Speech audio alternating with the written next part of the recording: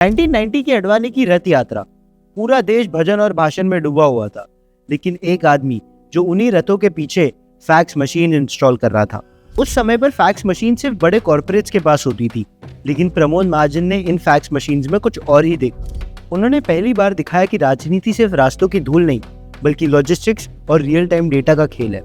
रथ से हर घंटे अपडेट्स दिए जाते और मीडिया सिर्फ वही दिखाती जो महाजन चाहते थे। प्रमोद महाजन एक वो विजनरी थे जिन्होंने बीजेपी को आइडियोलॉजी से निकालकर एक इलेक्शन विनिंग मशीनरी में बदल दिया। कैसे एक साधारण टीचर का बेटा इंडिया का पहला कॉर्पोरेट पॉलिटिशियन बना, लेकिन फिर वही पॉलिटिशियन अपने ही फैमिली के हाथों द्वारा मारा भी गया। 1980s में जब कंप्यूटर्स को अमीरों का खिलौना माना जाता था, तभी महाजन ने बीजेपी ऑफिस में कंप्यूटर्स इंस्टॉल करवाए।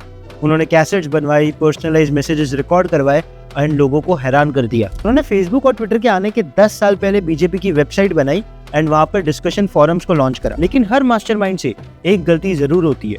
2004 में महाजन ने एक बहुत महंगा कैंपेन डिजाइन करा, इंडिया शाइनिंग।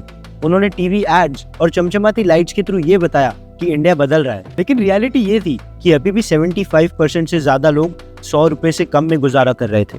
महाजन ने एक शहर की तरक्की को पूरे देश की खुशहाली में समझ लिया एंड नतीजा ये आया कि बीजेपी 2004 का इलेक्शंस बहुत बुरी तरह हार गई। महाजन ने अपनी गलती मानी और अगले इलेक्शन की तैयारी में लग गए, लेकिन किस्मत को कुछ और ही मंजूर था। 22 अप्रैल 2006 प्रमोद महाजन अपने मुंबई के अपार्टमेंट में थे जब उनके भाई प्रवीण महाजन अंदर आए।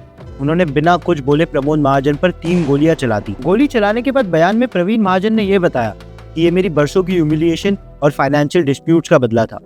12 दिन तक पूरा देश दुआ करता रहा, लेकिन 3 मई को प्रमोद महाजन की मौत हो गई। वो सिर्फ 56 साल के थे जब उनकी मौत हुई एंड बहुत से लोग उनको अगला प्राइम मिनिस्टर देखते थे। आज जो हम सोशल मीडिया, IT सेल्स और माइक्रो टारगेटिंग देखते हैं, उसका बीज प्रमोद महाजन ने 30 साल पहले ही बो दिया था।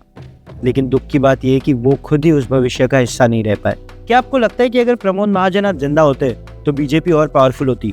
कमेंट्स करके बताइए। एंड अगर आपको ऐसी और स्टोरीज के बारे में जानना है तो फॉलो जरूर कर दीजिए।